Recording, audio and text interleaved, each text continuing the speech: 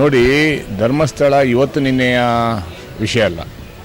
ಧರ್ಮಸ್ಥಳ ಅಂದರೆ ನಾವೆಲ್ಲ ಭಾವಭಕ್ತಿಯಿಂದ ಅಲ್ಲಿ ಹೋಗ್ತಾ ಇದ್ದಂಥವ್ರು. ನಾವು ಚಿಕ್ಕಂದರಿಂದ ನಮ್ಮ ತಂದೆ ತಾಯಿ ಮುತ್ತಾತಂದಿರು ಸಹ ಹೋಗ್ತಾ ಇದ್ದಂಥವ್ರು. ನಾವು ಊಟ ಮಾಡುವಾಗ, ಅನ್ನ ತಿನ್ನುವಾಗ ಧರ್ಮಸ್ಥಳದ ಹೆಸರು ಹೇಳ್ತಾ ಇದ್ದಿಲ್ಲ. ಆಮೇಲೆ ನಾವು ಏನೇ ಮನೆಯಲ್ಲಿ ಯಾರಿಗಾದರೂ ಹಸುಗೋ ಪ್ರಾಣಿಗೋ ಅಥವಾ ವ್ಯವಸಾಯ ಮಾಡಬೇಕಾದ್ರೆ, ಮೊದಲನೇ ಪ್ರಾರಂಭ ಮಾಡಬೇಕಾದ್ರೆ ಧರ್ಮಸ್ಥಳಕ್ಕೆ ಕಾಣಿಕೆಯನ್ನು ಇಟ್ಟೇ ನಾವು ಮಾಡ್ತಾ ಇದ್ದಂಥವ್ರು. ಆದ್ದರಿಂದ ಧರ್ಮಸ್ಥಳದ ವಿಷಯದಲ್ಲಿ ಸಂಪೂರ್ಣವಾಗಿ SIT ತನಿಖೆಯಾಗಿ ಧರ್ಮಸ್ಥಳದ ಹಿರಿಮೆ ಇನ್ನಷ್ಟು ಹೆಚ್ಚಾಗುತ್ತೆ ಅನ್ನುವಂಥ ನಂಬಿಕೆ ನನಗಿದೆ. ಸರ್, ಈಗ ಮತ್ತೊಂದು ಹೊಸದಾಗಿ ಸಾಕ್ಷಿ ಬಂದಿದ್ದಾರೆ ಒಡನಾಡಿ ಸಂಸ್ಥೆಯಿಂದ.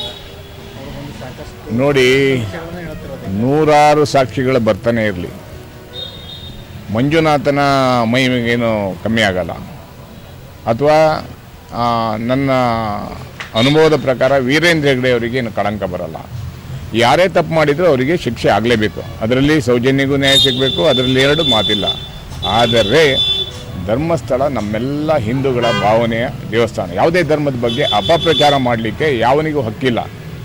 ನಾವು ದೇವರನ್ನು ನಂಬಿ ದಿನ ದೇವಸ್ಥಾನಕ್ಕೆ ಹೋಗಿ ಬರುವಂಥವ್ರು. ಆದ್ದರಿಂದ ದೇವರ ಬಗ್ಗೆ, ಧರ್ಮಸ್ಥಳ ಮಂಜುನಾಥನ ಬಗ್ಗೆ ನಮಗೆಲ್ಲ ಭಕ್ತಿ ಇದೆ, ಗೌರವ ಇದೆ.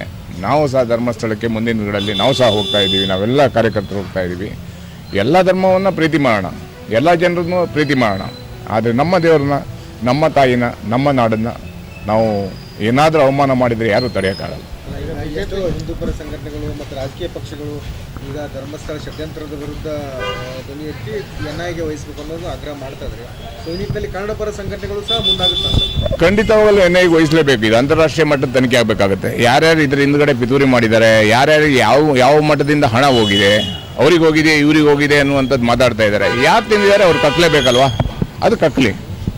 ಅದಕ್ಕೆ ನಮ್ಮ ಸಂಪೂರ್ಣ ಬೆಂಬಲ ಇದೆ. NIA ತನಿಖೆ ಆಗಲಿ, ಯಾರಾದರೂ ಪಿತೂರಿ ಮಾಡಿದ್ದಾರೆ, ಒಳಸಂಚು ಮಾಡಿದ್ದಾರೆ, ಅವರಿಗೆಲ್ಲ ಶಿಕ್ಷೆ ಆಗಲಿ.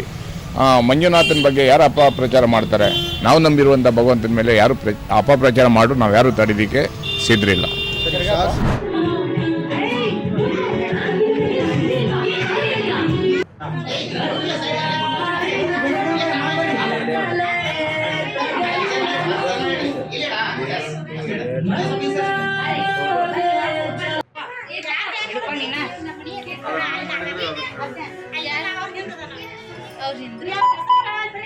भारत माता की, भारत माता की, वंदे वंदे ನೋಡ್ರಿ.